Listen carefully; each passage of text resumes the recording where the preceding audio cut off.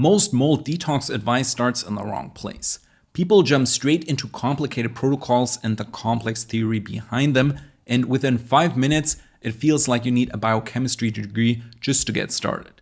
Meanwhile, you're still eating food every single day that may contain mold toxins, and nobody ever connects those dots. That's the part nobody talks about. You can have the best detox protocol in the world, perfect supplements, perfect timing, and perfect routines. But if you keep absorbing mycotoxins every day, you're trying to empty a bathtub with the faucet still running. You might feel a little better for a while, but you never really get ahead. And this is where a specific study that I recently stumbled upon gets really interesting. Not because it was designed for mold detox, it wasn't. The researchers weren't trying to help people with the common mold symptoms like brain fog, fatigue, or chronic inflammation. They were looking at food safety, animal feed, and grain contamination. Very boring stuff and very unsexy on the surface. But buried inside that research was a very simple and almost annoying discovery that changes how you look at mold detox entirely. Certain probiotics can physically block mold toxins in the gut before they ever enter your bloodstream. And once you understand that, mold elimination suddenly becomes a lot simpler and a lot less extreme. Let me explain. First, some quick context. Mold detox is not one thing. Your body doesn't have a single detox switch that you flip on. It's a chain of steps, and every step depends on the one before it. Toxins come in through food, air, and the gut.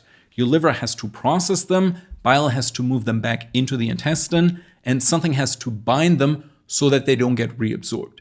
And then you finally excrete them. Miss one step and everything backs up.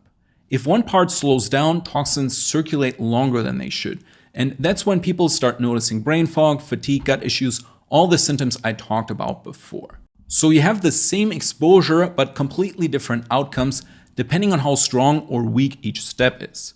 Now, here's the twist that most people miss. The easiest step to influence is actually the very first one, so absorption. If you block mycotoxins before they cross the gut wall, everything downstream becomes easier. Less work for your liver, less oxidative stress, less inflammation, and less damage control. You're not forcing your body to clean up a mess that never needed to happen in the first place. And this study accidentally showed us how to do exactly that. The researchers reviewed all the biological ways that microbes interact with mycotoxins. Most of the paper focused on fermentation and food processing, so how bacteria and yeast reduce toxins in contaminated grains during storage or production. But when they looked closer, they noticed something unexpected. Some of these microbes weren't destroying toxins at all. They weren't breaking them down, they were binding them, so physically grabbing onto them and holding onto them long enough for them to pass through the gut and leave the body. That's the key idea. This has nothing to do with enzymes or detox pathways, which I usually talk about on my channel. It's basic chemistry. The toxins stick to the outside of the microbe instead of sticking to you. And the wild part is that many of these microbes already exist in common prebiotic supplements that people take every day, often for completely different reasons. The study grouped them into two big families, lactic acid bacteria and yeasts. You've heard of them before, you just didn't know that they could act like binders. Let's start with Lactobacillus rhamnosus. This strain showed up multiple times in the research. It binds aflatoxin B1, one of the most dangerous mold toxins that we know of. Aflatoxin shows up in nuts, grains, corn, peanut butter, and spices. So foods people eat all the time without thinking twice. Here's how it works. The cell wall of Lactobacillus rhamnosus is thick and sticky. It's made of proteins and structural layers that act like Velcro. When aflatoxin is present in the gut, it sticks to the bacteria instead of your gut lining. So no absorption or liver processing needed. You eat the probiotic, you eat the contaminated food, and then the toxin sticks to the bacteria, and then you just poop it out. And other lactobacillus strains seem to work the same way. So they are different strains, but the same principle applies. Some of them even have negatively charged surfaces that attract certain mold toxins like magnets. No more metabolism required and no complicated pathways that you need to worry about, just the physical binding and then the removal. And then there are also bifidobacteria. These don't get nearly as much attention in mold discussions, but the study showed that they can also bind to aflatoxin B1 very effectively, so the same mechanism applies. In this case, it was polysaccharides that seem to trap toxins and keep them away from your gut wall. And then comes the most interesting groups, yeast. Specifically, a strain that is the same species used for bread and beer, Saccharomyces cerevisiae. The study found that yeast cell walls are packed with beta-glucans, and beta-glucans are incredibly good at binding mycotoxins. Think of the yeast cell wall like a sponge. Thousands of tiny pockets, and mold toxins fall into these pockets and get stuck.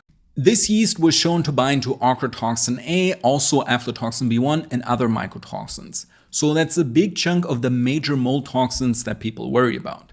And this also explains something that has confused people for years. Why does Saccharomyces boulardii help so many people with mold issues?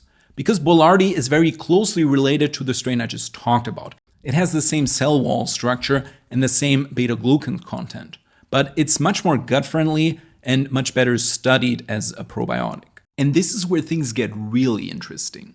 Most people think binders only work if they're strong and aggressive. So charcoal, bentonite, zeolite, things that feel like they must be doing something because they can cause side effects. But probiotics sometimes do the same in a gentler way. They don't cause constipation, they don't strip minerals, and they don't block nutrient absorption. They just quietly reduce incoming toxin load. And that matters more than many people realize, because mold detox isn't about flushing everything out of your body. It's about lowering the daily burden so that your body can finally have some breathing room to catch up and repair.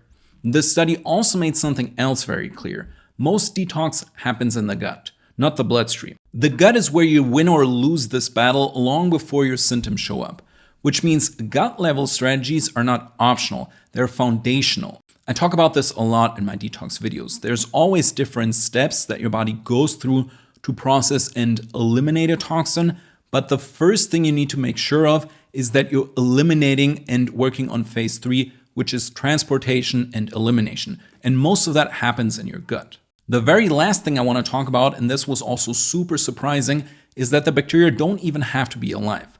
Binding happens on the cell wall, and heat-killed bacteria can still grab toxins. That means stomach acid, timing, and colonization are far less important than many people think, at least in terms of mold detox.